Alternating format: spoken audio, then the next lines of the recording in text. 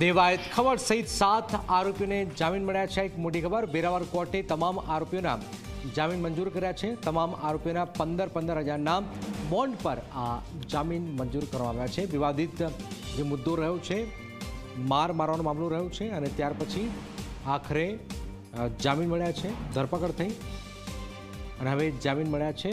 કૌશલ જોડે છે। કૌશલ, કયા આધારે જામીન મળ્યા છે, શું જાણકારી?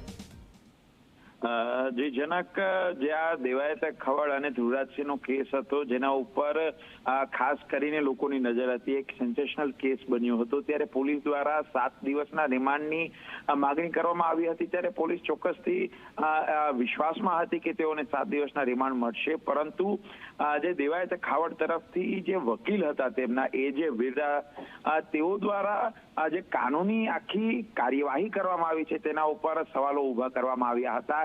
તેઓએ કહ્યું હતું કે જ્યારે દેવાયત ખાવડની ધરપકડ થઈ ત્યારે ધરપકડના કારણો વિશે તેમને જાણ નહોતી કરવામાં આવી, જે ભારતીય બંધારણના આર્ટિકલ 22B નું ઉલ્લંઘન છે।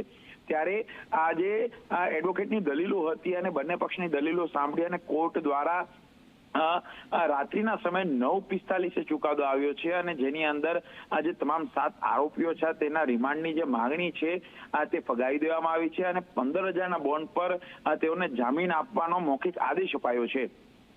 બિલકુલ, આભાર કૌશલ। તો આપ જોઈ રહ્યા છો કે દેવાયત ખવડ સહિત 7 આરોપીઓને જામીન મળ્યા છે।